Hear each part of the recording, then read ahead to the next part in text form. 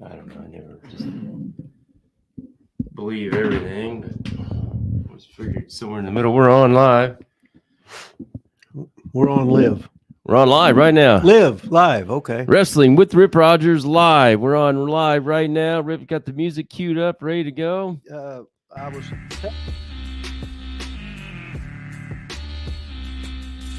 Well, it's not happening. Oh, Shit's not happening. That's the problem. This thing on? Is it on? I don't know. Talk. Let me see. Oh, I'm talking. Your light goes up. Yeah, it's on. Okay, it's on. Okay, that's always a plus. All right. Welcome to Wrestling with Rip Rogers Live. Today, I used to always announce the date. I have no idea what today is. January something. Is it? Yeah. Okay. Got that little clip in there. Yeah, it's my brother's Greg's birthday in 4 days. So it must be about the 26th. Let me see. Did you say it on your phone? Let me see if I see it. I think it's a 20. All right, let's see what we got going on here today. Looks like we got a couple people in. Got a lot of green people in here. Frank's Pickleberry House is in the house. He's in green. Maybe we got a new person in here. Javi, say that name for me, Rip. Wait a minute, I can't see it. Oh, Javi Uchiha. Got the He needs Javi, welcome. Javi needs to be green, don't he? Like That's Frank's, right. like Frank's pickle barrel ass. Clayton in the house. He's in green. Good morning.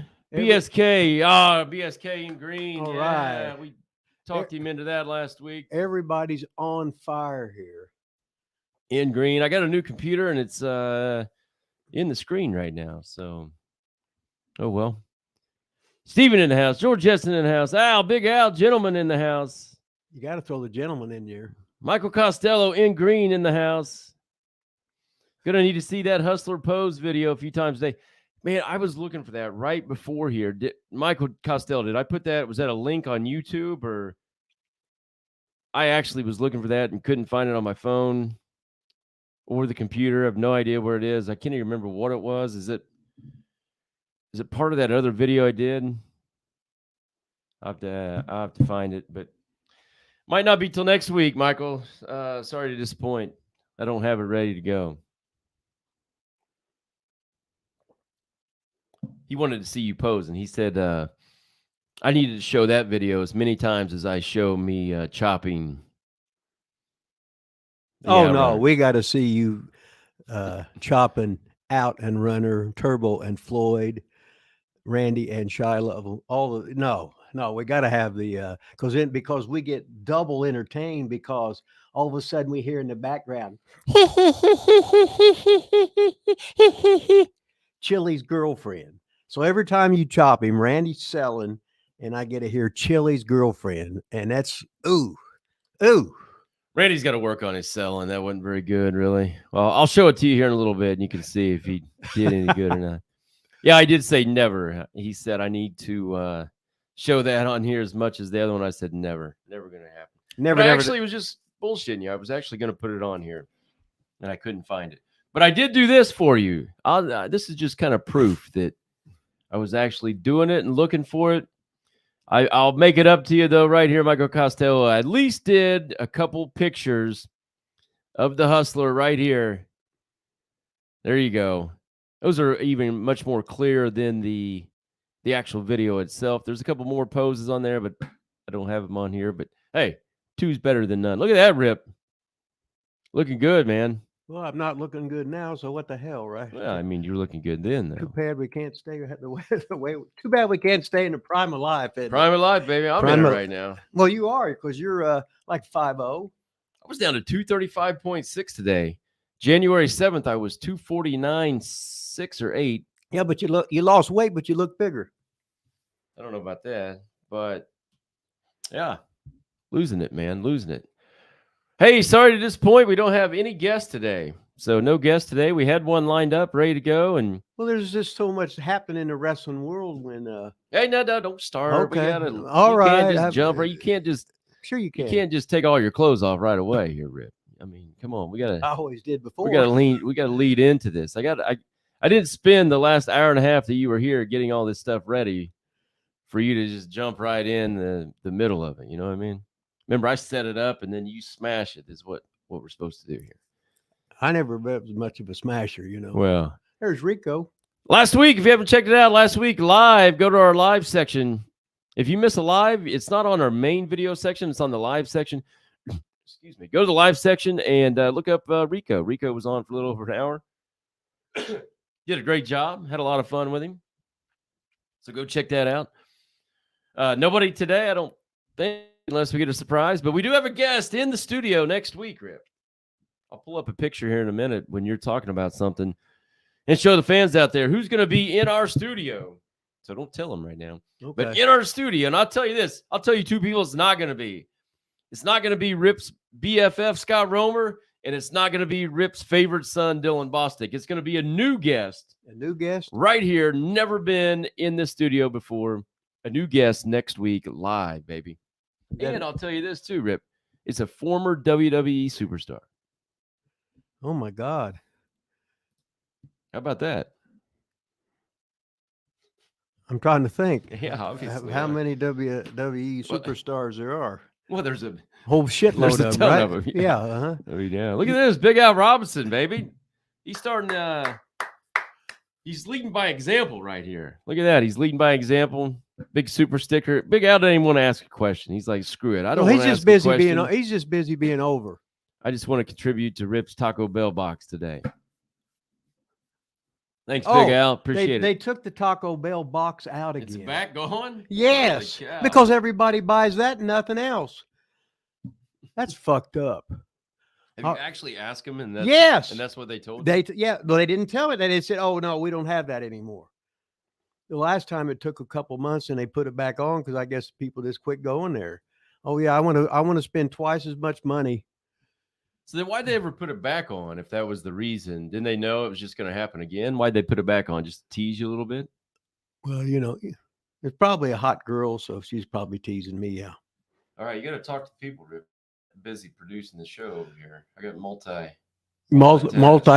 Look at SM White. He gave us the old $4.99 super sticker today. Oh, well, shit, I'll stop for that. Yeah, I'm going to say. Now, you don't know that it's a him. We've never established. SM White, the second back, baby. SM. Okay, well, that could be. SM, I'll just say he. You always say it. Kind of disappeared for a little bit. I was getting a little worried, and then he came back here recently on our channel, Rip, and started giving us some stars and fires and laughs and comments. So SM White's back with the super sticker too. That's all that matters. Frank Pickle Barrel's. I mean, look at Frank's Pickle Barrel ass in green, just the way you're supposed to be. He says, Rip, on 47, need to drop 15 pounds easy, 5'8", 176. Can I get advice? And a fat cocksucker motivate. Give him some motivation. Give him one of your motivational Ben Hameen motivational speeches you got there. Don't eat so much, you fat lazy bastard. It's pretty simple. Keep going. And then exercise. Just do push-ups, do squats, do lunges, ride the bike. Give yourself a J. Arthur, a wank. That'll burn up some calories. You might, if you give yourself about 10 wanks a day, that's about 100 calories per. It depends if you're long stroking, short stroking, who you're thinking about, etc. And you can think about whoever you want. You could be thinking about Michael. You could be thinking about Michael Costello. You could be thinking about Bobby Lopez. You could be thinking about the vet. You just don't know. You could think about whoever you want to. You could be thinking about Vincent Kennedy McMahon. Easy. Wow, that'd be awesome. So that's your advice, huh? To do that. Let's see. Frank, I quit eating. I gave up any kind of sweets, any kind of. Now I've had some sugar in some other foods, but any kind of what I would consider sweets, pop, anything like that, any kind of sugar in that way. I made it a month deal, and I am down. I think I just said it. Since January 7th, I'm down 14 point something pounds. That's awesome. So just keep it up, baby. There you go. All of a sudden, you'll be the human shredded machine. That's right. So do something like that, man. Try it out. Who else we got in here today? Bobby Lopez, I think, you just said him. We got Jason. One of those words that are letters of silent, Rip. Which one's silent? It's Cax, right? Yeah. Jason Cax. Uh-huh. He ought to just change that to change his name to KACS. Then he wouldn't have to think about it so much. Opinion Haver says everyone should think about him, I guess. About opinion, everyone should think about me constantly. Well, opinion haver's over, right? He's in green. Remember when we sent out those 8x10s? No. Yeah, you autographed them, sent them to our listeners or our Oh, members. okay. Sat here right here and autographed all of them. He said Frank said he'll stare at his 8x10 that you sent him. That's what he'll use for his material. Was I looking above average? Well, it was bodybuilding. It's okay. it was it wasn't bodybuilding. Well, you had the pink Prime of Life. You had the pink thing on. Yeah, it was your picture. It's your picture you sell at your events you go to. Oh, I can't remember. Oh, bullshit. Oh, okay.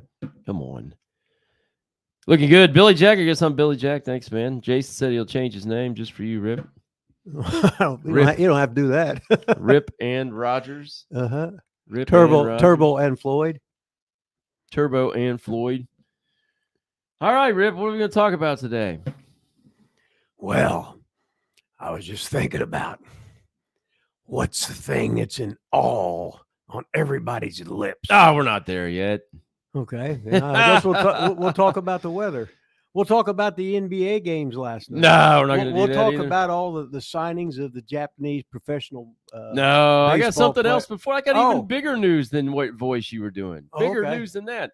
Wow. Here's our listeners, our members. Now, if you are a member since the last Friday, I apologize. I've not added you to the list yet because these are all just screenshots. But thanks to all the members. Before we get into Rip's voice, though, man, I got breaking news, Rip. Breaking news. That's when you're supposed to do this. Breaking news is always your cue. I was trying to clean my Remember, that's glasses. always anytime I say breaking news. Okay, wait a that's minute. your Okay. There you go. That's so good. So I'm gonna lead into this here, Rip. Okay, lead. I didn't know all these outlets picked up our show. Like all these dirt sheets, all these internet dirt sheets. They talk about us sometimes. So all these people are out here saying the Outrunners deny signing with AEW, not A&W. Outrunners deny they've signed with AEW. The Outrunners debunk AEW contract signing rumors. Outrunners say they have not officially signed with AEW. That all came after. Remember, Mark Henry came on our show. This is from Fightful, but it was all over everywhere. Remember when Mark Henry came on and it's like they signed? Mm-hmm. Do you remember who we had on like the very next week? No. I think it was like Turbo and Floyd or a couple weeks after. Yeah, Mark. And they were like, "Yeah, I wish we would have known." Yeah, it's like Mark said. He says, "Well, they were here every show, doing everything, being highlighted, working their butts off." I just thought it was just common knowledge that they would be signed because nobody. Why would they signed? Yeah, I mean, he also just said they were signed. Mm-hmm. I mean, he said they were signed. So if you guys read this, all that went down. So back and forth. So we got them on, and they said, "Well, no." And then I believe allegedly Rip Rogers might have reached out to Mark Henry and said, "Hey, just an FYI, they're not signed." Mm-hmm. And then that's why Turbo and Floyd came on the other week and said Mark Henry was going back to bat for him. Right. After all this, Rip. After all this. Read that. Can you read that top line up there? The Outrunners are all elite. In the microphone. The Outrunners are all elite. You know what that means? That means they're working for All Elite Wrestling. That means they signed. They got a fucking contract. Well, does that really mean that? They're all. That's what everybody that signs with all AEW. They put out a thing that says so and so is all elite. That's how they announce their signing. Okay, that's Tony language, huh? Well, that's all elite wrestling. Okay, so that's what they do. All right, man. Don't sound so excited, Rip. I mean, we just got the Outrunners signed on this show. You act like you don't give two shits about it. Well, they wouldn't have got signed at all if it wasn't for you. You were like the head. You were like the head rockhead of leading to get Tony Khan to sign the Outrunners. What can you say? All right. Well, Rip's not very excited, but I am. The Outrunners officially signed to AEW. Been battling for months and months and months to get them signed. It's official. They now have a contract. AEW, baby. I got it, Rip. I got it. They are now officially signed. I just wanted you to talk about the Outrunners getting signed, but apparently we're not. Well, usually I talk about the Outrunners all the time. At least we're not. I guess we're not going to do that today. The second biggest news we have, biggest in my book day, and Can't get 5 words out of you on it. Michael Costello, $5. Thanks, man. You guys are over the dirt sheets. Love to see you. Yep, we try. Every once in a while, we get picked up. Every once in a while. I don't think I heavy D. I don't think I said super chats for Ken. That's all right, man.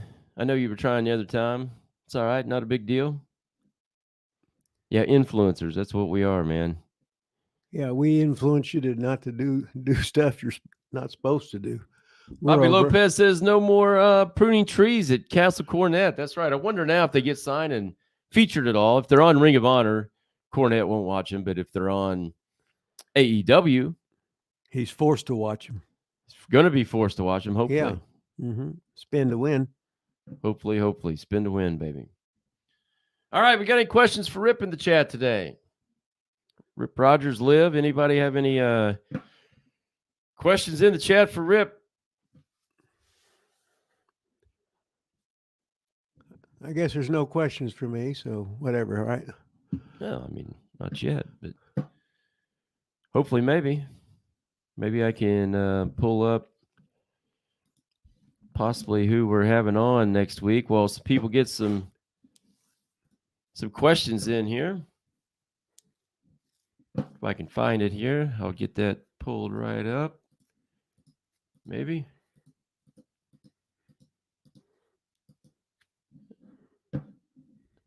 Give me a second. Let's see. Here we go.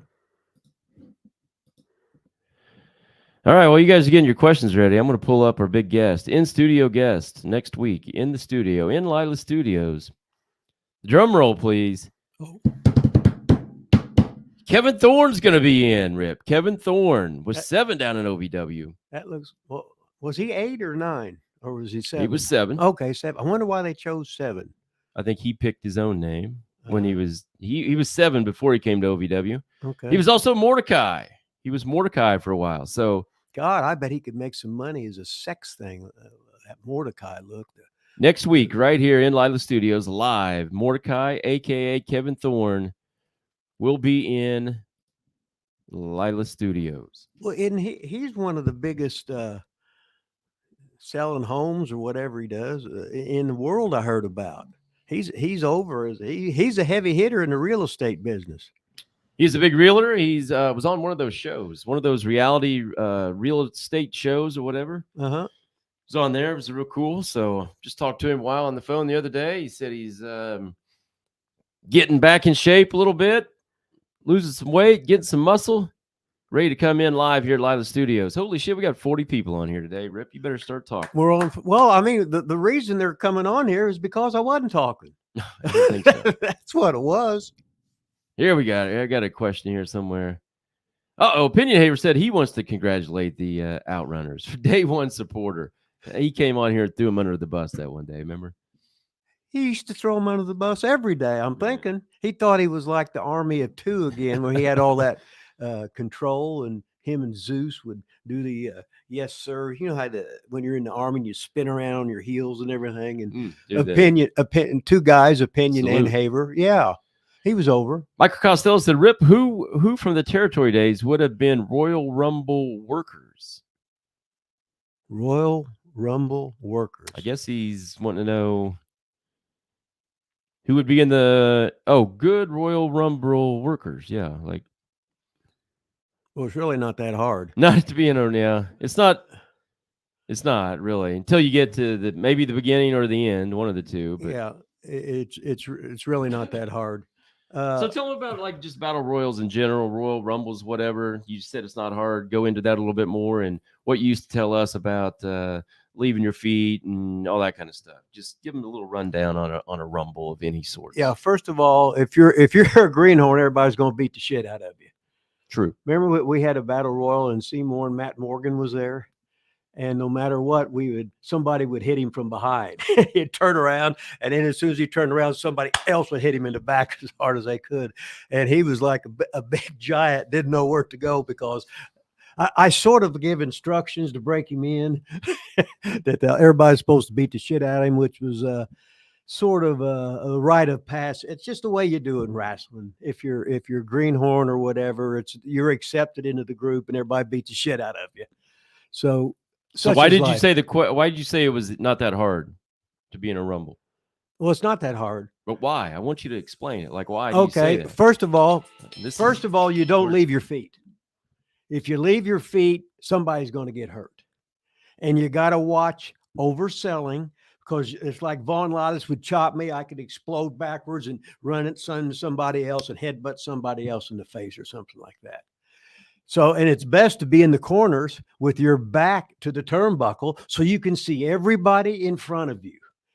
If not, somebody can come back there. And if you was on me and I can see everybody, I give somebody the Iggy and give them the fucking wink, and they'll come and just knock the shit out of you from behind. Ow, you'll turn around, sell, and look at then I'll hit you as hard as I can right in the back. A big slap in the neck just to wake your ass up.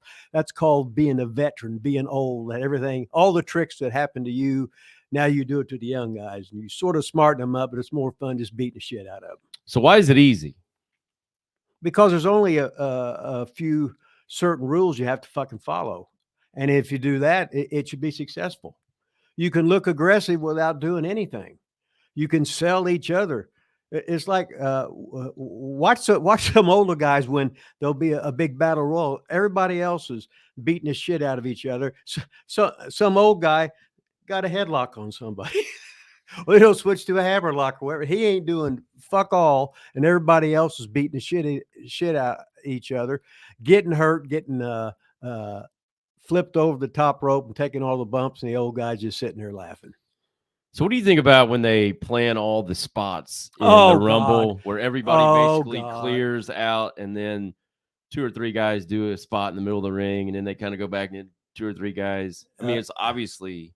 It's fucking set up. I mean, it's fucking stupid. Yeah. It's got to be something that's impromptu. It's got to be like, if a fight's looking too pretty, it's too choreographed, it's phonier than fuck. If every backdrop is perfect, if every slam is right there, if every punch connects, you're looking at a fucking bullshit fucking segment of guys that don't know how to fucking work. Excuse fucking me. I can tell you my first battle royals in Seymour, where they beat me half to death. I think it was my second one. So I'm in the locker room. I remember Eugene, Nick Dinsmore takes me in the locker room. OVW, all the contract guys. Sean O'Hare comes up, RIP Sean O'Hare, big monster, comes up and he says, hey, you want to see a picture of me fucking my girlfriend? And had his phone like this. And I said, man, how do I answer this question? Yeah, you're fucked no matter what. Right? Don't know him at all. Never met him. If I say yes, he's going to be pissed because I want to see his girlfriend naked. If I say no, you're what? Fucked. I'm offending him or something. Don't want to see. I was like, I don't know how to answer that question. He goes, you in the Battle Royal tonight? I said, yeah. He said, I'll see you out there. I was like, oh, shit. I know what's coming. Oh, fuck. He never even came to me, never touched me once. I worried about it the whole match. The next 2 hours that something was going to, Sean O'Hare was going to kill me. And then he never even acknowledged me in the ring. So it's called working, mate. He got me, that's for sure. So, yeah, Michael Costello, we didn't really answer your question about who would be good. Anybody, really. Like, you can. I mean, I was a star in a battle royal. Beat John Cena. I mean, Joe Dirt was a star in a battle royal. He beat everybody, and that's when Seven, who will be on our show next week, pinned him up against the locker room wall. That was freaking hilarious. Did one of those deals where everybody eliminated themselves. Remember Joe Dirt, little skinny Joe Dirt? Joe Dirt was the only one that was left, and he wasn't supposed to win. And he just starts looking around at everywhere, and nobody's left in the ring, and they raise his hand.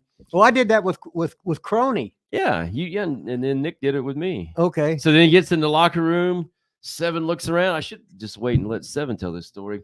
Shut that door. He pins him up. Him and Tomko have him pinned up on the wall. What the fuck are you doing? Why did you win that match? You weren't supposed to win that match. He's just shaking.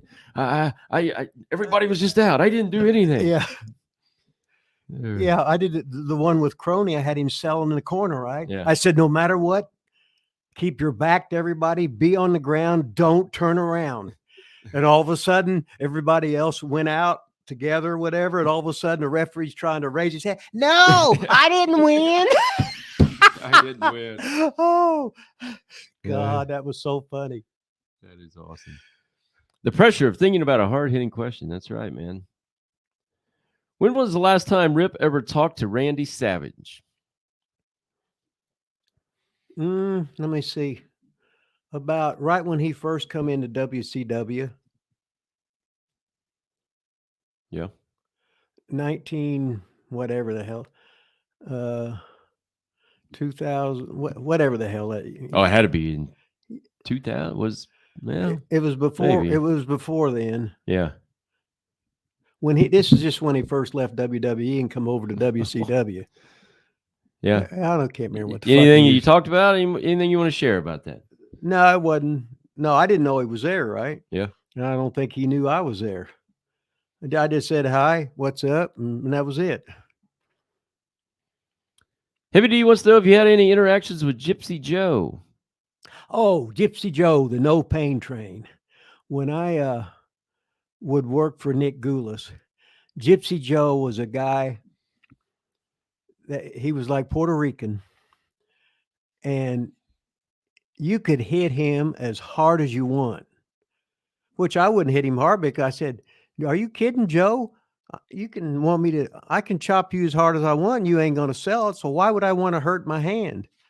So you just beat me up." "Oh, no, I'm the no paid train." I said, "I know, and I ain't going to hurt my forearms and hurt my fist and hurt my hand chopping the shit out of you because you're going to walk into me, you're going to flex, and you're going to hurt my hand. I ain't that stupid."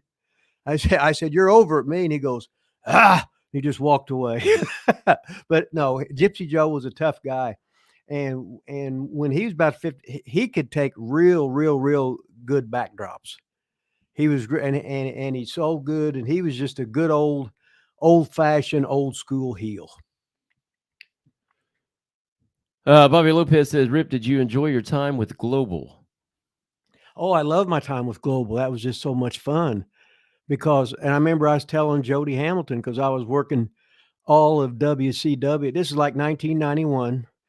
And Joe Pedicino called me up, and I'd be in Seymour, and all of a sudden my house, all of a sudden that morning, the morning I was supposed to leave, there'd be an airplane ticket on my front, be like in a bag on the front door, and I just get that and go.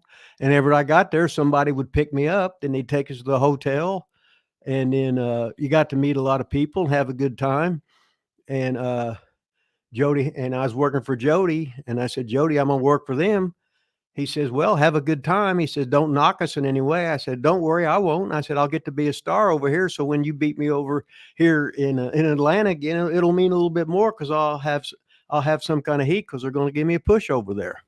So Global was great. Unfortunately, the main money guy chickened out or whatever, or he was bullshit or whatever. So this nice lady that she was the boss. She was the money woman. And I told her, I said, "Honey, you made your money in real estate. Get the fuck out of this goddamn business or they'll take all your money." She says, "Oh no, I've been assured this and that." And I said, "Well, I feel good because I already warned you." And pretty soon it was all that was gone. So what happened was, instead of everybody getting flown in, all of a sudden, if you wanted to work there, you pretty much lived in Texas or you'd drive in because the money went way down. So did you quit then? Oh yeah. So you quit before it went off the air? Oh yeah. Did you? Uh-huh. I So I was in there in the beginning when like we were the Cartel, and it was me and Scotty the Body who was Raven, and Mike Shaw and Cactus Jack, Mankind, or whatever you want to call him. So we were a group, and we were managed by the boss, but nobody at that time, nobody even knew who the boss was. So, etc. But what the hell? It was just another way to get some exposure, have a good time, I met the legendary Lightning Kid in there, Sean Waltman. I remember we had his 18th birthday party at the Denny's, and he was so shy then, he would never look you in the eye, which was, I mean, it's sort of funny after what Sean morphed into. But no, he was 18 with a bunch of grown men. I mean, Yeah. in the wrestling business. So. Yeah, and then he was like normal. You know, he just loved wrestling, and he was like normal. And here we are. We were, let's just say, more mature and would rib him a lot. But what the hell, right? How did they ever get a deal? Like, how'd they get a deal with ESPN? Do you have any idea? Like, Well, this guy Max Andrews had something to do with the syndication, so they were on local markets and the cable thing, and he obviously had some kind of deal, and as long as he was making money, he didn't give a shit. But then when he lost the one person backing him with some money, I think that was the downfall right there. Buckshot Kid always has the great questions. Rip, have you ever tried hog enlargement? No, Romer has though. Well, Romer's got, you know, the great nutsack. He's like the human nutsack. Any interaction with Jake the Snake's dad? Oh, I used to make a lot of trips in Louisiana with Grizzly Smith. It was usually I would ride with Ernie Ladd or Grizzly Smith, and they were like the two agents for Bill Watts's Mid-South, or I'd ride with King Kong Bundy. And Grizz was the first guy that talked me, and we were going to Oklahoma City, Tulsa trip, which means we worked 2 shows. We lived in Shreveport, and then we would go to Oklahoma City and in Tulsa. So that was the first place I paid $12.99 for a buffet. That was the first time I ever had over $10 in my life. But what I did is I had a bunch of plastic bags, so I hooked a whole bunch of chicken breasts so that on the way home I could eat them for free. So there was sort of an asterisk above that I got two and maybe 3 meals out of it. So what the hell, right? But Grizz, it was Grizz's job to let's just say a lot of females were always wanting to hang out and get a hold of the boys.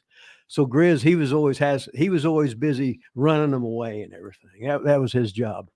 His name was, now this was Jake the Snake's dad, and Mike's dad, who was Sam Houston, who was married to Baby Doll, and his real name was Aurelian Smith, and he was like legit 6 foot 9.5 or 10. I used to rib him and Ernie of who was the tallest. So whoever I was riding with, I said, "Oh, I know you're taller than the other guy, right?" I could just hear Ernie now. "Rogers, don't rib me, kid." All right, we're halfway into this live show, so we got a lot of people on here, and we'll get back to the questions. Some good questions. Looks like we got a bunch more. We'll get back to them.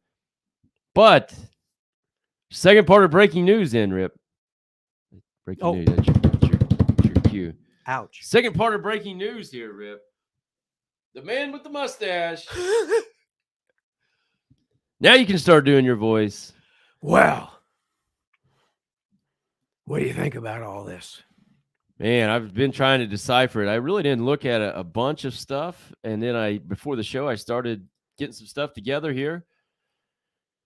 And when it started being published in the like Washington Times and the New York Times and the Wall Street, all these publications, and I think, it's all still alleged, I guess. He's not been proven guilty, I don't think yet. I don't know. I guess that whole document's out, 67 pages, which I did not read.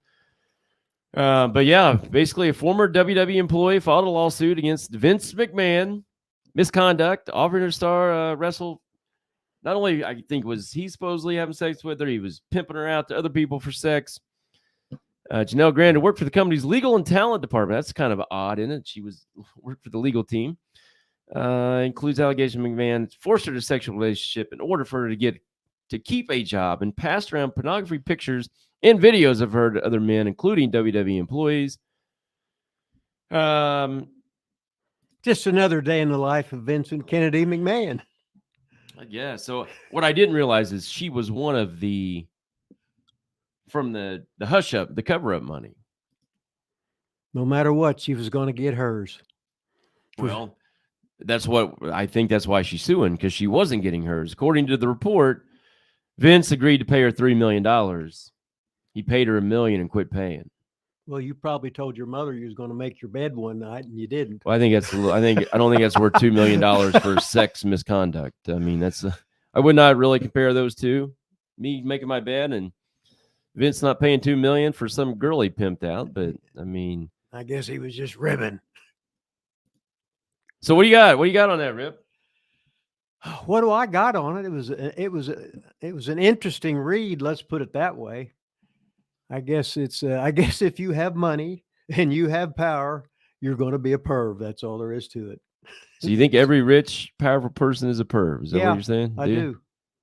You don't answer to anybody, and everybody, and what's well, until you do here. I mean, it's taken a while. 78 years old, but it's starting to come out. Yeah, man, I guess he is the human jackhammer. Jesus Christ, that old and still on the prey, man. He's a stud. So supposedly she was just an employee. Well, she was first she was a nothing, and he got her a gimmick job. If you read all into that, something, and a lot of times she didn't do nothing hardly. Didn't have to. She was just there for as a toy. Which is, I guess, it's great work if you're a girl. What do you do? Well, I'm living in this upscale neighborhood, and I don't have to do nothing. All I got to do is a couple things every once in a while, and have no life, have no real responsibilities. Shit. She had to have sex with everybody. You're leaving that part out. Okay, and well, apparently she didn't. I mean, didn't like Vince shitting on her literally and everything else. Well, you take the good with the bad, right? Maybe he didn't really do it on purpose, but might have inserted something. Nope, it just slipped out or something. I don't know. I wasn't there. I like to watch though, but what the hell, right? Yeah, I wasn't. I'm not gonna. I mean, it's not out. I'm not gonna sit here and defend Vince McMahon. I don't think if this stuff is true. Apparently, she came into a lower entry job, and Vince promised her raises and promotions and all that kind of stuff. If she kept basically doing him and the boys and all that other kind of stuff. And then it led to other things allegedly in the report. And then eventually he paid her the hush money and didn't quit paying. And now we are here. But then this stuff came out about Brock Lesnar and said that, Vince was trying to pimp her out to Brock as part of the deal to get Brock back. Allegedly here, according to this report, that Brock then wanted a video of her urinating and then blah, blah, blah. Now, another thing I did see, this was allegedly, again, text messages, screenshots from Vince, according to this girl. And the black part out, I believe, is supposed to be Brock, is what I was told here. Here's what he said after I told you about the effing you part. That's your turf. She will be ruined after me and leave your ass. Plus, after me, your tool won't fit anymore. So if you read into this, it sounds like Brock basically said no to the deal. Not to the deal to re-sign, but it sounded to me like Brock was it was all a rib to Brock. Well, sounds like Vince was trying to, yeah. Hey, Brock, here, I got this girl. And Brock's basically just laughing, playing along with it, and just ribbing Vince. Yeah, that's what it sounded like to me.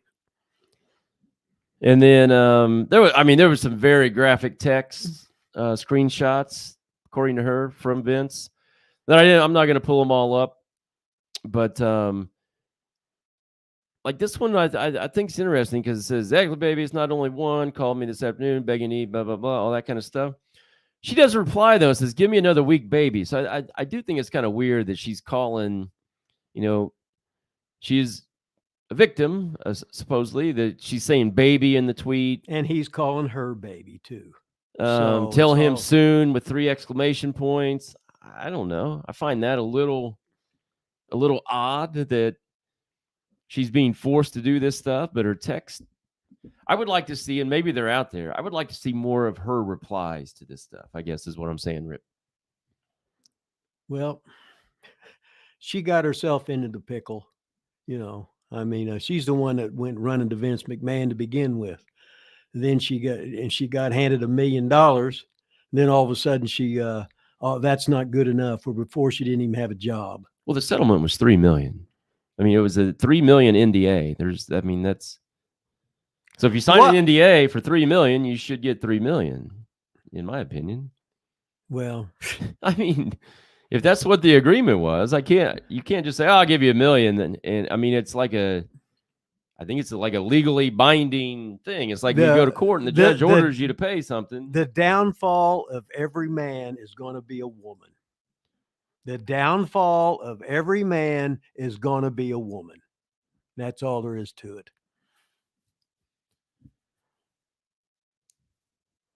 Let's see. I can't imagine Vince texting that way. LOL. Yeah, I mean, yeah.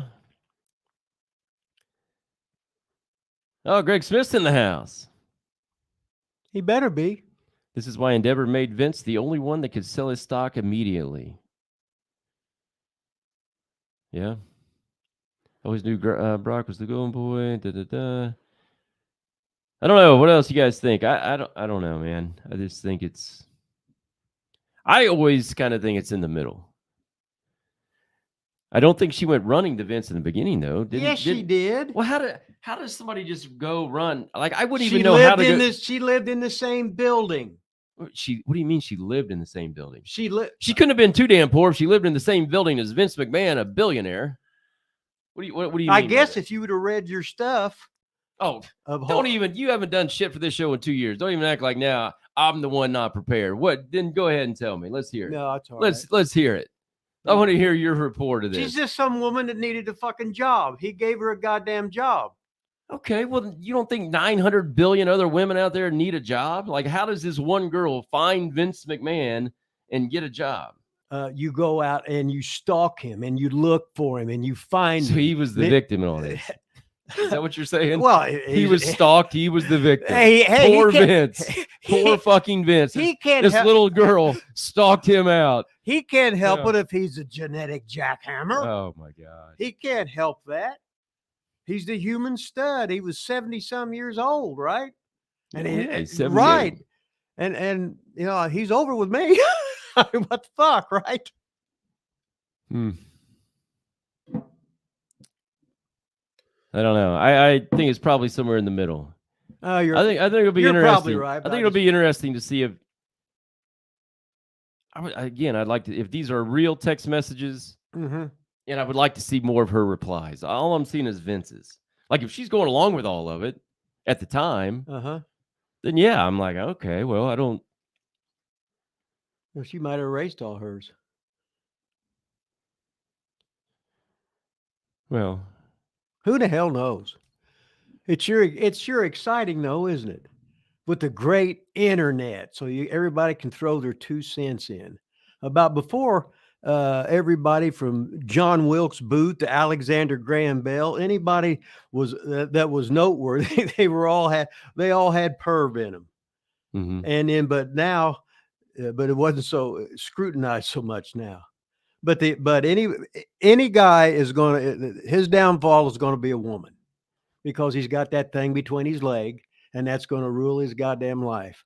Just ask old Adam about that. Adam did pretty good for himself until he ran into Eve. Then all of a sudden, bitch was done. We'll get him on the show. I'll ask him. Adam and Eve, baby. We'll get him right on next week. You got his email, text. You got his phone number? No, but I'm looking for Shelton Benjamin's too. Remember? Oh yeah. So a lot of people are kind of saying, yeah, she knew what she was doing. It went bad. We got one person in here is just blasting you, but everybody else is. What's that? What guy? Who's blasting me? Fuck him. Negan Savior. It ain't funny, Rip. Not fucking at all. You sounding about disgusting, Rip. You still hand your ass the ring? I bet not. Blah, blah, blah. So, yeah. Whatever. Oh, you got no fucking sense of goddamn humor. I'm sure you know. I'm sure. It's kicked off YouTube. I'm not. Okay, get rid of him. Just block him. It's my goddamn show. If you don't, I didn't fucking ask you to fucking get on here, motherfucker. Fuck you. All right. Like you're holier than thou. You're probably a fucking virgin. All right. Remember, we're done with him. We blocked him. Okay. I mean, he's not even on here. So okay. He's gone. All right. Yeah. No reason to keep talking about it.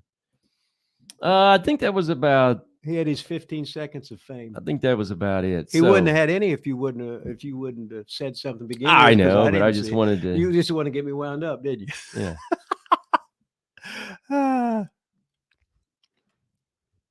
All right. That anyway. Rip is playing says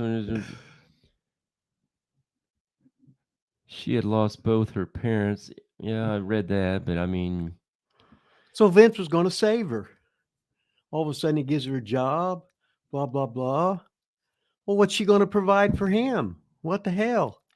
but yeah. Then somebody else said she was living in the same condo, but Mm-hmm. I thought you said that she had not.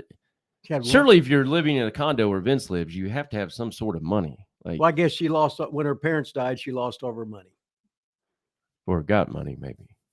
or what?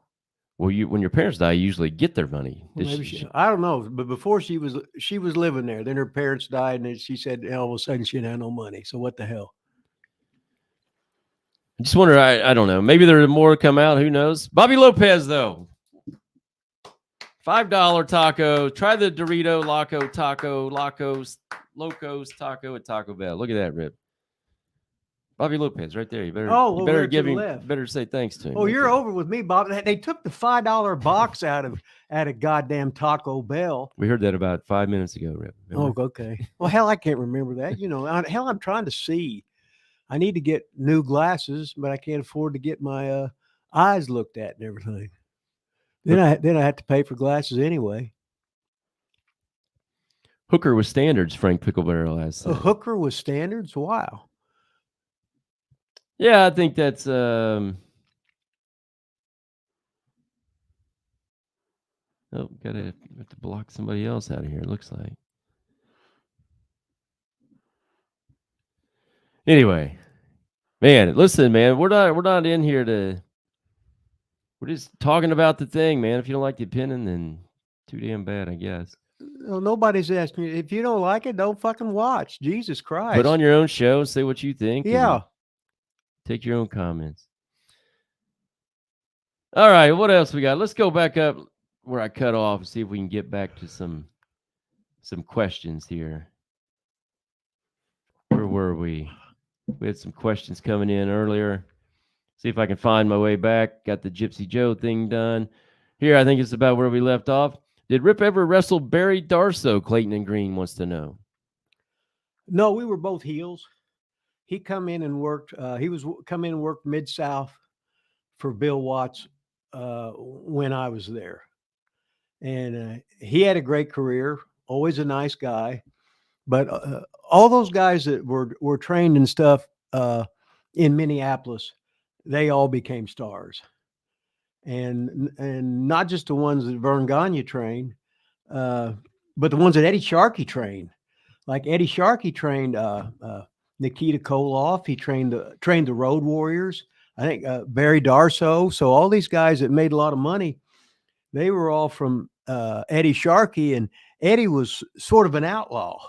Eddie was like a legend, and he pulled the gun on Vern Gagne in his office. You always heard that story. Don't know if it's real or not. It's just passed down as wrestling folklore or whatever the hell it was. But no matter what, I met Eddie Sharkey one night. I said, Eddie, you're fucking over. You don't have to say nothing, and you're over with me. And he just fucking laughed. But anything on Barry Darsow? That was the question. Do you know any encounters, any stories, anything on Barry Darsow? Not really. He was just a good, solid pro, and he never made any waves. Was always in a good fucking mood. He was a hell of a hand, a hell of a talent. He was very dependable and did business as you asked him to, and that's why he had a great run with as he was different characters and everything. Been listening to him on WSI. Great interview with him on Wrestling Shoot Interviews. He said that. God, what was the character? The Repo Man, I believe it was. Vince had him come back. They did a Repo Man, which was actually Barry Darsow's idea. He said he wanted to end his run as a babyface because he wanted to do a bunch of charity work and stuff like that. Vince said, okay, we'll bring you in as a heel, do this. Eventually, we'll let you end as a babyface. So then it was time to turn, and Vince said, no, you're not going to. And so he quit. He said that wasn't the deal.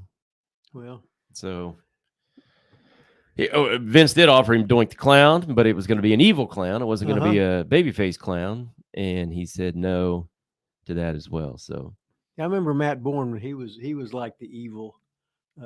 He was the evil Doink, wasn't he? There was a bunch of evil Doink the Clowns. Yeah, I mean, tons of people. Bourne, Nick Hell, Nick played Doink the Clown some. Steve Kern, I think, was Yeah, Doink the you're Clown right. for a while. Yeah, you're right there. Medium 5 said, let's see, I asked this above, I'll repeat. What did you ask, Heavy D? Did Rip ever work? Oh, Gypsy Joe, we did that one already. We did that, sorry. Outrunners did fantastic at OVW TV yesterday. Good deal. Well, they're Turbo and Floyd. So they had Mick Foley back in, I think, last night. OVW had Mick back down. George Jessen said, what was the worst trip in winter Rip ever had to make to get to a show? In the winter? In the winter. Wow. I remember in Calgary, we was broke down on the highway like 11 hours. There's a thing in Canada, they called a Chinook, and there was always snowing in Canada in the wintertime, but all of a sudden it became like 75 degrees. So all of a sudden we go on in one of the vans, and hell, we didn't take all our extra winter shit with us and everything. Then all of a sudden there was 11 inches of snow, and we went off the side of the embankment and everything.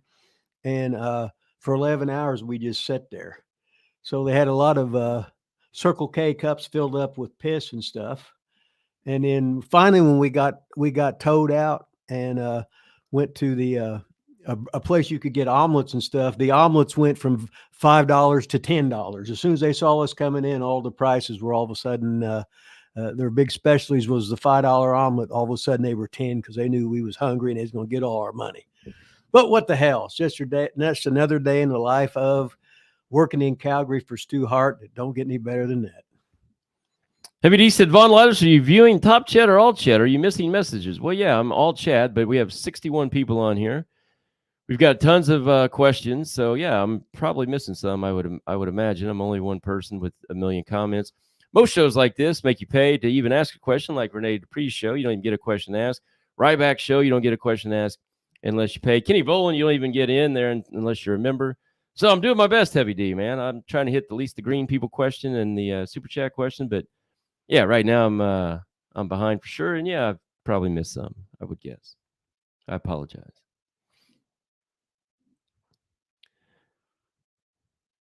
Dopamine, hell of a town. I don't know what that is. Does Rip have a good Mike Shaw story? He was all over Canadian cable TV in the mid 80s. WWE really wasted a great period. Wasn't he a little older when he got in WWF or not? Mike was about my age. Was he? But Mike was a guy that when he was 28, he looked like he was 40. Oh, yeah. And he was he used to have some great matches with Owen Hart in Calgary. But Mike weighed about 380 at one time. But then he'd work with Owen, and he would take bumps like he weighed 100, like he was 190. So I said, man, I said, no, you put Owen over too much. He's winning in the end. Beat the shit out of some of a bitch. And then Owen, he just wanted to get all of his shit in, But that was his home territory. And Owen was like 21 years old at the time. He was a young guy, just loving wrestling. And here he was doing everything to big old Mike Shaw. Mike was like the top heel in Calgary when I was there. And then we teamed up some when we was in working for Global. But he knew what the hell was going on. And he was a good pro. He was trained at Killer Kowalski's wrestling school in Massachusetts. And hell, he was at Calgary for about 9 years. You say, oh, well, I know he didn't have to move. So instead of me, I was going everywhere just to move because I wanted to see shit. He got married and settled down and didn't have to move. So he did it probably the right way, but I was sort of rambunctious, and I just wanted to see shit and learn different styles and everything. But he was around quite a bit though, wasn't he? Yeah, I remember one weekend I went up to. He lived up in Upper Peninsula, Michigan, and we had 3 singles and a 6-man. It was me, Mike Shaw, the legendary Lightning Kid, and Jerry Lynn. And then there was 2 more guys. So we had 3 singles, and we'd come back in a 6-man. It'd be a 2-hour show. and we all stayed at Mike's house. We all made money. We all fucking bonded, and it was a great fucking time. And he was easy on the head. He says, well, just go out there and do what you do, and let's just make them. We just split the money up and go from there. So it was a good time. Dave the Rave's in the house, Rip. Well, it's about time he got in the house. Jesus Christ. Dave the Rave Hart. I watched him on TV the other day. An old match with him and Mr. Wonderful, Paul Orndorff, of Dave the Rave Hart from Indianapolis, Indiana, against the great Paul Orndorff. So they had a match on I took him down to center stage at TBS. So he went from Indianapolis, Indiana to the big time. Dave the Rave Hart, ladies and gentlemen. Yeah, he sent me some matches. A couple against Orndorff. I think one was against DDP. I think somebody else. I can't remember. What is Rip's Arby's go to? Do you ever go to Arby's, Rip? Well, I would go there when you get the 4 Arby's for $10. So I'd have one sandwich each day. So I'd last $4 and spend 10, 4 days for $10. So that was always good. Jason Cack said, as a sociologist, there is so many factors before the final story can be told. I probably agree with that. Visvex, any stories of Homer Odell? I don't even know who that is. Do you know Homer Odell? Well, he is a great manager. Most of the time he was from working for Jim Crockett. Did I meet Homer Odell? I think one time when I was a rookie, but I wouldn't say nothing anyway because I was scared to death of everybody. Because I'm afraid I might say something stupid because I wasn't even smart to the business. So I would speak if spoken to. If somebody'd say hi, I'd say hi, and that'd be about it. Because if not, I'd just destroy myself with my stupid fucking opinions about something. Speaking of that, Greg Smith said that's the problem in the world today. People getting all offended because someone has an opinion. It's Rip's opinion. He's entitled to his opinion. I agree with him. Rip is over with me. Yeah, if you're a fat, lazy bastard, and I tell you you're a fat, lazy bastard. Well, he was talking about earlier. Oh, okay. Not being fat. He was talking about, I just threw somebody else out of the chat from earlier. Oh, the earlier stuff with Vince, not being fat. Well, what are you supposed to say? Now, if you're a male in this world, you're going, oh, that's disgusting. But you're really thinking, damn, what a life this guy's lived.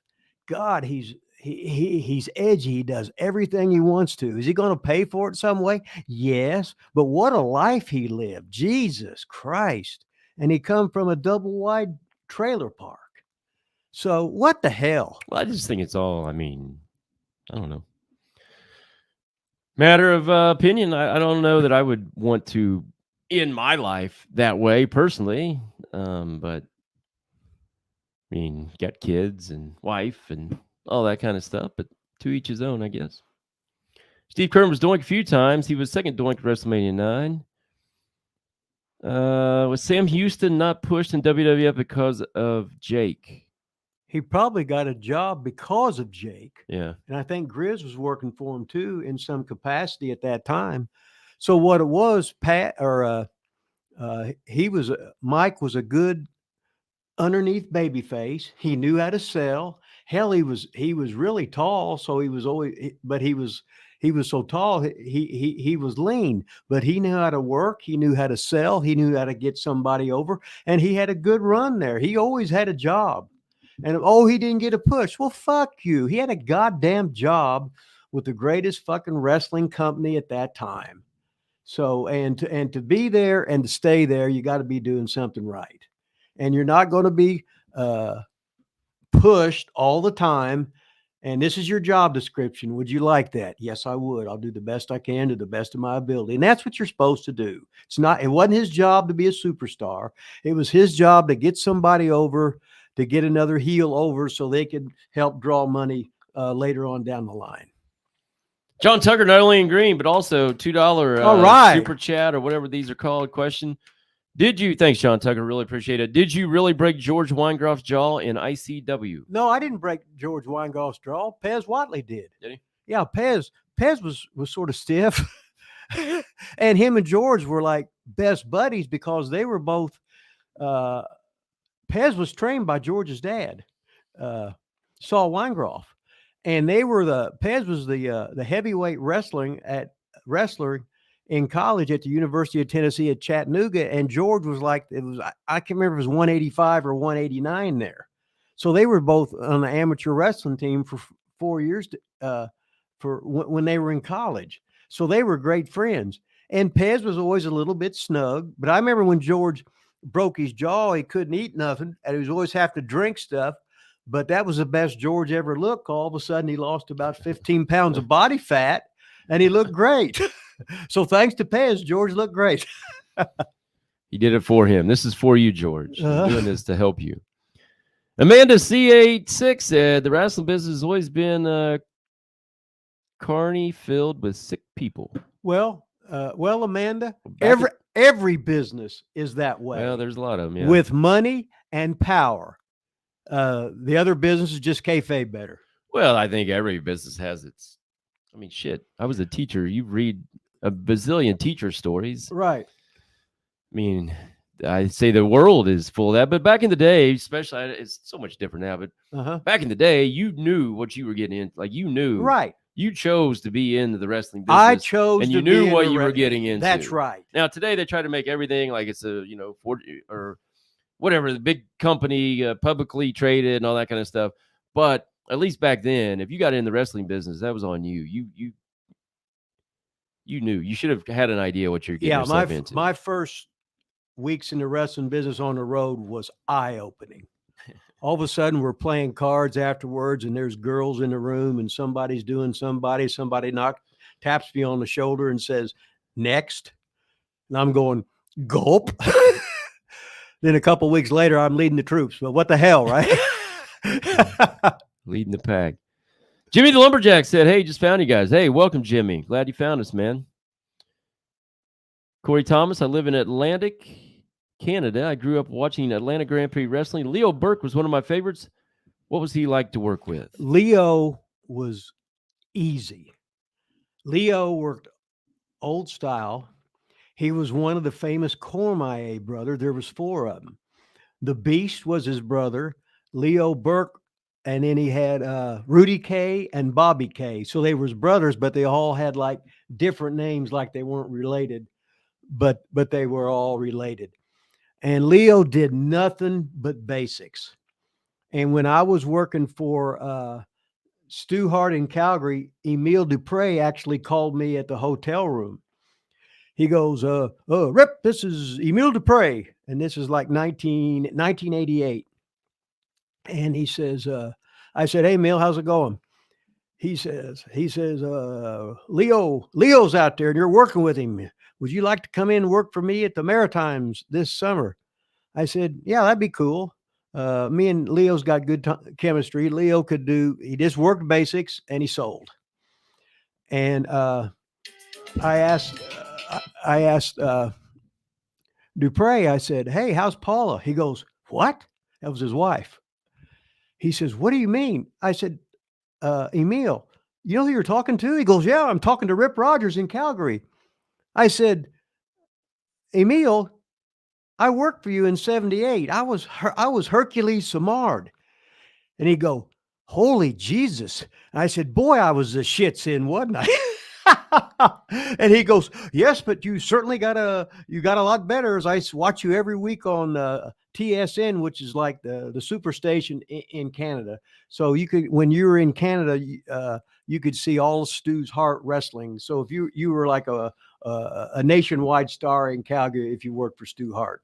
So I worked for this was a Leo Burke question. Why'd you fucking interrupt? Because it doesn't fucking matter. I'm fucking talking. Okay, go ahead. Man. Yeah. Oh, fuck off and die. What's the next question? Whatever. You read them. I can't. My fucking glasses. I can't fucking see. That's why I'm doing this shit. And I can't fucking see. Can't afford. Get banned for YouTube. Well, we always do, don't we? We never have ever. Well, we're on right now. If we're banned, we couldn't be on. It'd be impossible. If I take my glasses off, I can't see nothing. Who was the absolute worst person that you encountered in your time in the wrestling business? What do you mean worst person? I don't know. I'm just reading the question. Well, I don't have any idea what's the worst person. Is it easy or hard to separate non-man from the deed? I don't know what that means. Non-man from the deed. I don't know. Let's see. Stu Hart was a nice man. Oh, Stu Hart was a sweetheart.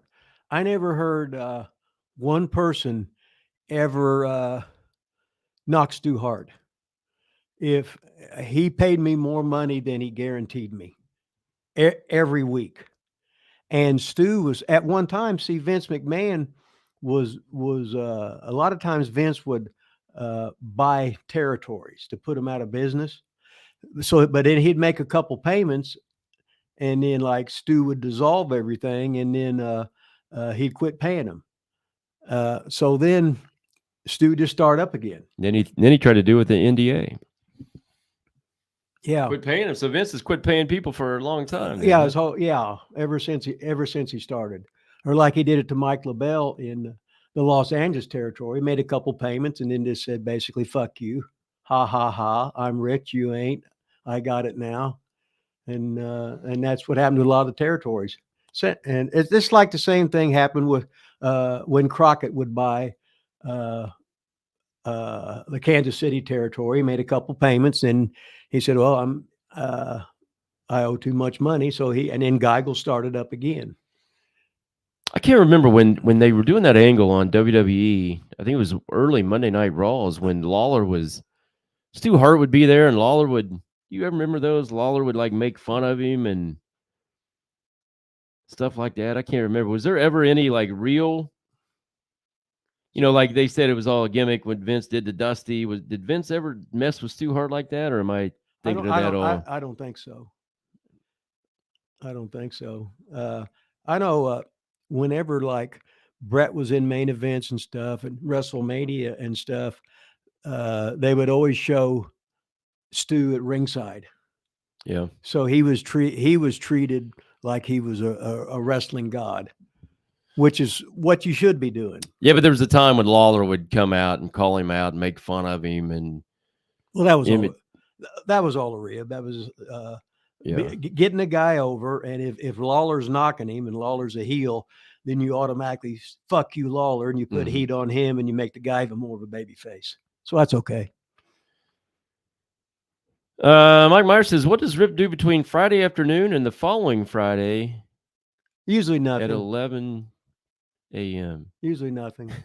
I'm just sitting there trying to nurse my wounds. Just waiting on the next Rip Rogers show. Yeah, that's about it, And then usually about 10 minutes till sometimes I got it a little early today. And then I said, well, what the hell are we going to look at? And then Lilas is busy working for hours and hours and hours to do this shit. And I just show up with no prep, no knowledge, no nothing. Well, you have knowledge. But what the hell? But then I'll just tell them the same thing 10 times in a row, and I don't even realize it. It's called being old.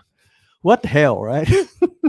It says most wrestlers are missing a card. They aren't typical 9-to-5 guys. No, you got to be special to be in the wrestling business. I always said you were missing some kind of card, sometimes two. Nobody wanted to have a real job. Everybody wanted to stay out late. Everybody wanted to chase women or get chased by the women. And you got to be on TV, and no matter where you lived, you were somewhat of a celebrity. And it didn't get any better than that. Yeah, agree. I think there might be a new listener here. NG87BJJ. Good afternoon, gentlemen. Rip, how would a situation like the one that happened with Vince would affect the territory back in the day? Best regards from Portugal. Hey, welcome from Portugal, man. Portugal, all over the world, holy baby. Shit. That's kind of a good question, actually. Like, I'm sure shit happened back in the day. I mean, Dark Side of the Rings. I mean, there's a Grizzly Smith story out there. There's all kinds of stuff.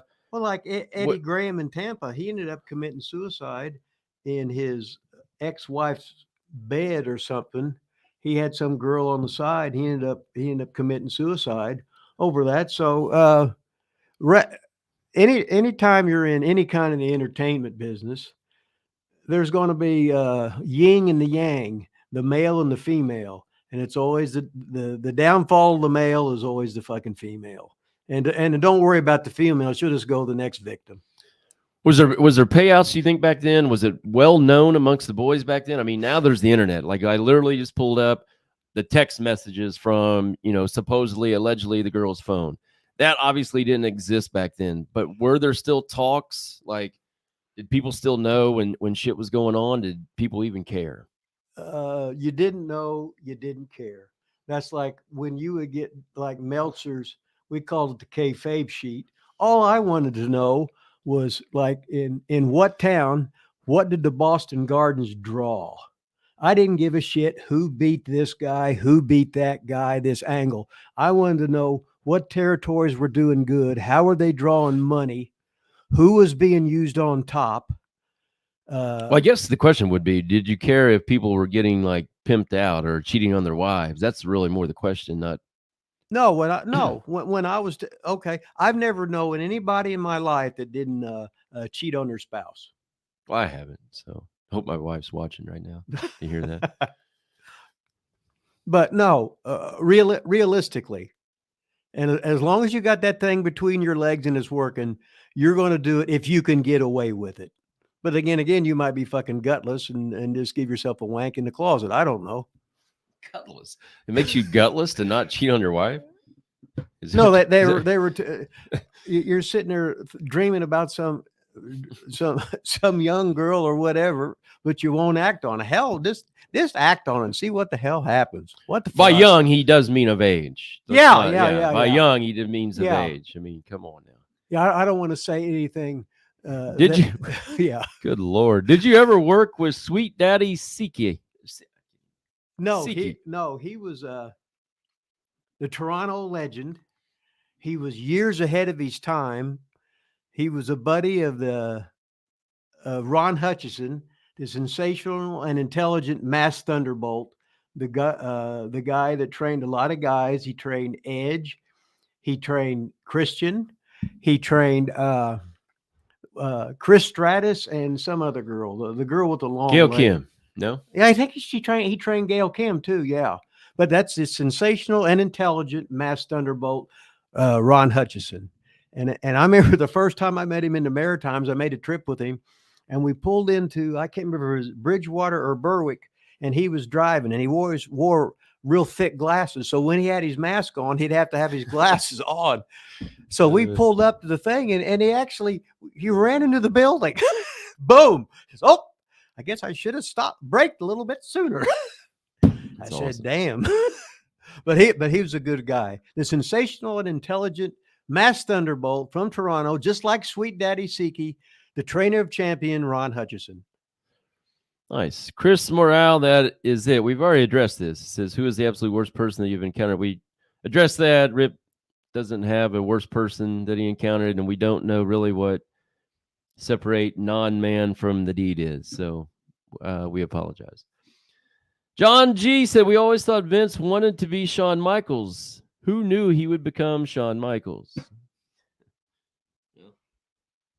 Hey, just think, Shawn Michaels, when he's young, he's on nationwide television, making all this money, had all this power, and he's human. When you're human, you're flawed. The amazing thing is what he's become. No. And would I ever trust him? Hell no. Hell no. I thought you were just ribbing when you said what he's become. No. He's supposedly saved and whatever, and he's a nice guy now. So you believe him? That's what I'm saying. So yeah, I believe it, but in the back of my mind, would I ever trust him? Hell no. Because if you was evil to fucking begin with, not evil, but you were just took advantage of opportunities. No matter what anybody said, if you had the same job as he did, if you were the star he was, if you had the power he had at that age, you would all be stretching the rules and you would be doing everything that all of a sudden you could get away with it because you were a nationwide superstar. Because we're all fucking human. Excuse me. Do you ever have any encounters with Shawn Michaels? Not really. No. I was on shows with him and stuff, but I just say hey, and that'd be it. Buckshot Kid said, when are you ever going to look for a big lady, Rip? God, I need a big boned ebony girl with 3 jobs is what I need. I can always put her on a diet. Frank's Pickle Barrel, I said, being a beautiful man, it's hard to keep the ladies away. Well, it is. I mean, if you got, you know how it is, Frank Uh. Pickleberry. You got the swag. If you got the swag, it's all you. They know you're the man, and they're just fucking squirting. You're just walking by, and they're fucking squirting. They can't help it. It's all you. George Jetson, when you Google Rip's net worth, it says 1.5 to 5 million. Is that how much you're worth, Rip? I think I'm worth about. What'd you give me? about 137, something like that. I think I'm worth about $137 or something. I got to get my driver's license renewed within a couple of weeks. What's that cost? I don't know. I can't remember. Sean was a great worker, but I never liked the overselling. I always liked Bret Hart's work better. Well, they're just different styles. You got to remember, Bret was a lifer in the wrestling business. And Sean was just a guy that became a wrestler. So you got to look at it as some guy had been studying Mozart for 20 years, where some guy was just starting and he's on his 3rd year. So it's different ways. It's just different ways of critiquing. TKO would have to ban Vince and Brock. No, I don't know what's going to happen. So TKO is basically, isn't that like the company that owns it all now or whatever?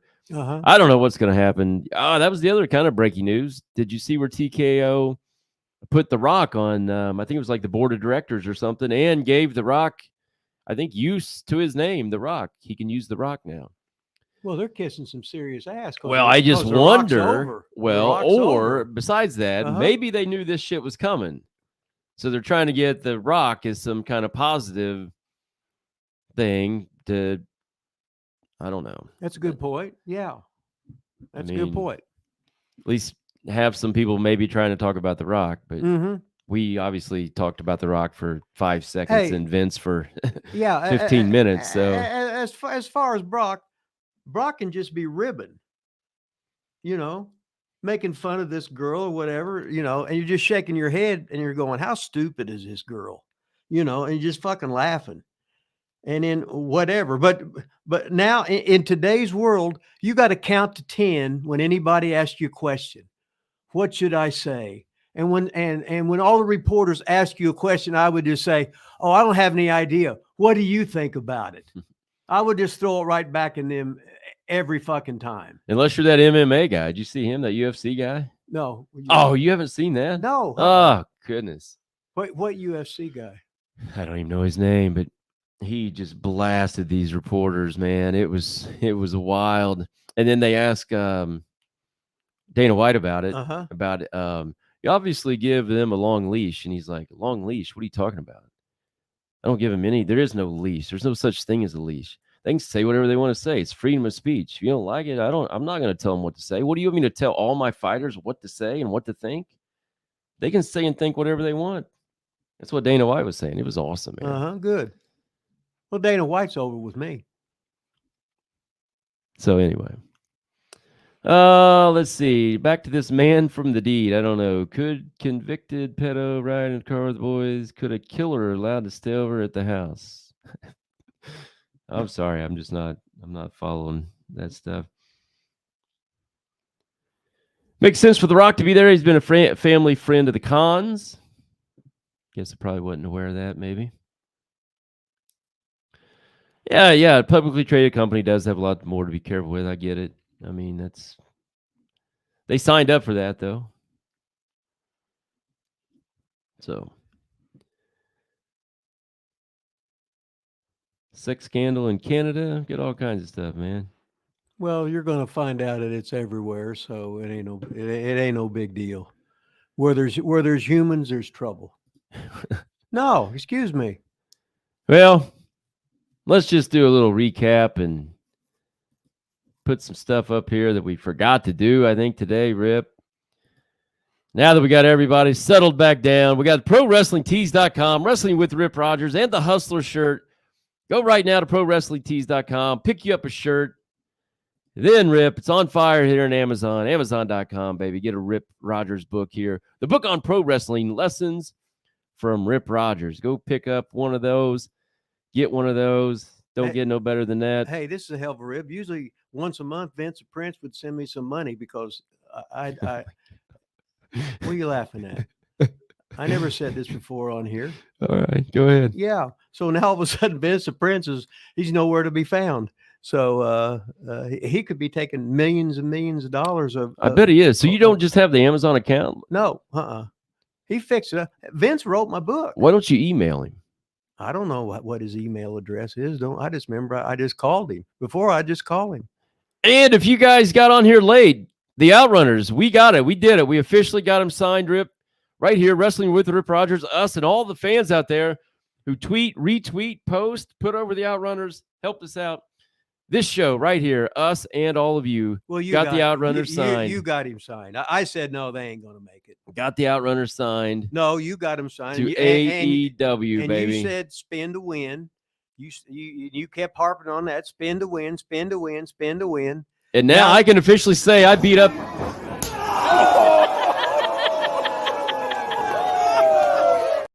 Friend. I officially beat up an AEW superstar. You did. You were over that day. I think I'm ready to get the hell out of here. Oh, no. We got a lot of time to do. No. Hey, don't forget next week, too, right here in the studio. If you're just joining us here, right here in the studio live, Kevin Thorne. Going to be in here live. Kevin Thorne, who was also Mordecai, who was also 7 down in OVW, right here in Lila Studios. Was he 7 or 8? He was 7. He was 7. Okay. He could have been 6, couldn't he? Well, he was 7. Okay, it was 7. All right. Does Rip remember working with Al Tomko? Yeah. When I was in Portland, we would go up to Vancouver. And first I worked, and Gene Kaniski was the boss up there first. Then after that, it was Al Tomko.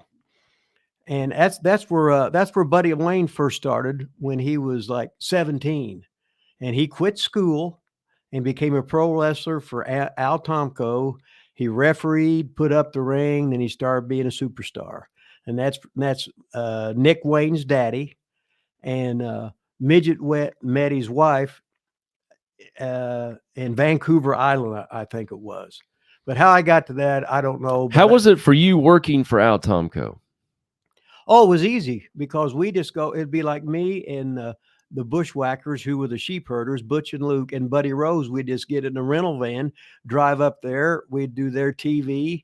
So then we was in their markets, and then we just work it and come back. It was just a Monday night for us. So that was fun.